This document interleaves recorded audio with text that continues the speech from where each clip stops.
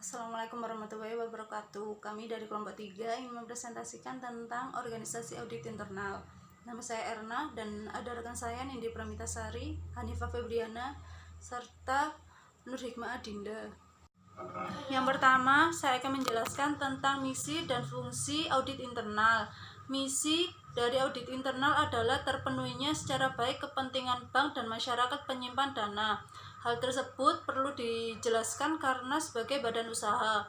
Di dalam bank juga terdapat dan bertemu berbagai macam kepentingan dari pihak-pihak yang terkait seperti pemilik, pegawai, nasabah, dan manajemen, serta mempunyai tujuan, yaitu tercapainya bank yang sehat yang mampu berkembang secara wajar. Agar misi tersebut dapat terlaksanakan dengan baik, maka diperlukannya mekanisme pengendalian umum dalam setiap bank yang ada di Indonesia. Fungsi audit internal bank sangatlah penting karena mempunyai peranan yang dapat membantu semua tingkatan manajemen dan mengamankan kegiatan operasional bank yang melibatkan dana masyarakat luas. Dengan menerapkan SPFAIB yang diharapkan fungsi tersebut dapat berjalan dengan benar dan sesuai dengan ukuran yang harus dipatuhi oleh semua bank umum yang ada di Indonesia. Yang selanjutnya yaitu mekanisme pengendalian umum. Mekanisme pengendalian umum adalah setiap kebijakan atau kegiatan yang sudah ditentukan oleh manajemen bank dalam bidang pengawasan dan dalam rangka memperoleh keyakinan yang memadai bahwa kepentingan bank, masyarakat penyimpan dana, dan pengguna jasa, serta perekonomian nasional dapat terpelihara dengan baik dan dapat dilaksanakan secara efektif dan efisien. Mekanisme pengendalian umum sesuai yang diatur dalam SPFAIP yaitu tanggung jawab dan wewenang pengawasan Dewan Komisaris dan Direksi. Tanggung jawab akhir pengawasan Dewan Komisaris yaitu mengevaluasi hasil temuan dan pemeriksaan oleh Satuan Kerja Audit Intern SKAI. Untuk tanggung jawab Dewan Direksi yaitu menciptakan struktur pengendalian intern, menjamin terselenggaranya fungsi audit intern bank dalam setiap tingkatan manajemen dan menindaklanjuti temuan audit intern bank sesuai dengan kebijakan ataupun pengarahan yang diberikan oleh Dewan Komisaris. Yang kedua, ruang lingkup pengendalian intern bank. Struktur pengendalian intern meliputi kebijakan, organisasi, prosedur, metode, dan ketentuan yang terkoordinasi yang dianut dalam satuan usaha. Yang ketiga, audit internal sebagai bagian dari struktur pengendalian audit intern. Audit intern merupakan bagian dari struktur pengendalian intern yang merupakan segala bentuk kegiatan yang berhubungan dengan audit dan pelaporan hasil audit mengenai terselenggaranya struktur pengendalian secara terkoordinasi dalam setiap tingkatan manajemen bank. Sesuai ketentuan SPFAIB, tugas fungsi dari SKAI adalah sebagai berikut, yaitu membantu Direktur Utama dan Dewan Komisaris dengan menjabarkan secara operasional perencanaan, pelaksanaan, dan pemantauan atas hasil audit. Yang kedua, auditor internal mewakili pandangan dan kepentingan profesinya dengan membuat analisis dan penelitian di bidang keuangan, akuntansi, operasional, dan kegiatan lainnya melalui pemeriksaan secara on-site dan pemantauan secara off-site, serta memberi saran, perbaikan, dan informasi yang objektif tentang kegiatan yang direview kepada setiap tingkatan manajemen. Yang ketiga, SKAI harus mampu mengidentifikasi secara kemungkinan untuk memperbaiki dan meningkatkan efisiensi penggunaan sumber daya dan dana. Assalamualaikum warahmatullahi wabarakatuh. Saya Hanifah Febriana. Di sini saya akan menerangkan mengenai ruang lingkup pekerjaan audit.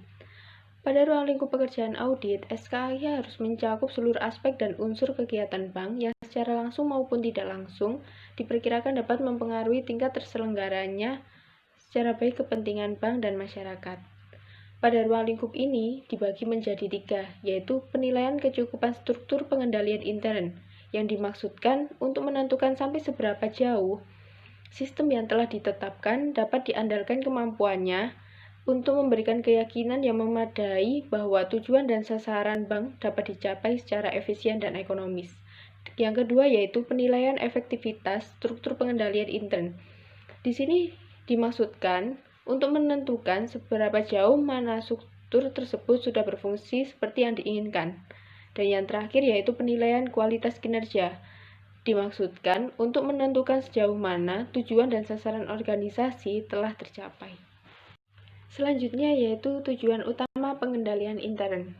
Perlu diketahui bahwa pengendalian intern adalah setiap tindakan yang diambil oleh manajemen untuk memastikan tercapainya tujuan serta sasaran yang telah ditetapkan. Di sini, tujuan utama dari pengendalian intern ada 6, yaitu pengamanan dana masyarakat, pencapaian tujuan dan sasaran kegiatan operasional yang telah ditetapkan, pemanfaatan sumber daya secara ekonomis dan efisien, kebenaran dan keutuhan informasi, kepatuhan terhadap kebijakan, rencana, prosedur, hukum, dan peraturan, dan yang terakhir adalah pengamanan harta kekayaan. Sehubungan dengan fungsi audit intern agar dapat berjalan secara efisien, maka SKAI harus memiliki beberapa hal sebagai berikut. Yang pertama yaitu audit yang profesional. Audit yang profesional harus memiliki pengetahuan serta kemahiran yang profesional, yang diperoleh baik dari pengalaman maupun pendidikan. Dalam hal ini, pengalaman dan pendidikan yang dimaksud yaitu pada bidang operasional bank, serta mampu bekerja dengan kode etik yang telah ditetapkan. Dan yang kedua adalah kedudukan yang jelas dalam organisasi. SKAI harus mendapat dukungan dari manajemen dan dewan komisaris agar para auditor dapat memperoleh kerjasama dari audite dan melakukan pekerjaan tanpa hambatan. Untuk slide yang selanjutnya akan saya jelaskan dengan saya Nurikma Adinda mengenai susunan atau struktur organisasi Satuan Kinerja Audit Intern. Jadi susunan yang pertama atau tingkatan pertama itu dipimpin oleh yang namanya Kepala SKAI atau bisa disebut juga dengan yang namanya Dewan Komisaris. Kemudian tingkatan yang kedua diikuti dengan yang namanya Satuan Kinerja Audit Intern, yaitu presiden direktur atau bisa disebut juga dengan yang namanya manajer. Dari manajer kemudian bawahannya ada yang namanya istilahnya tim atau staf auditor. Kemudian ada juga perusahaan audit atau satuan kinerja audit itu menggunakan struktur organisasi yang pertama komisaris, kemudian direktur, kemudian dari direktur ada manajer. Manajer itu juga ada yang bisa dibagi menjadi 2, yaitu manajer konsultasi dan manajer auditor. Jadi manajer konsultasi memiliki bawahan juga istilahnya staf atau tim konsultan. Kemudian bawahnya manajer auditor itu ada tim atau staf auditor. Untuk yang selanjutnya saya akan menjelaskan mengenai charter atau piagam audit internal. Jadi charter atau piagam audit internal ialah landasan pelaksanaan audit internal yang sesuai dengan tata tertib secara tertulis mengenai pelaksanaan pemeriksaan dan evaluasi SKAI sesuai dengan SPI atau Satuan Pengawasan Internal.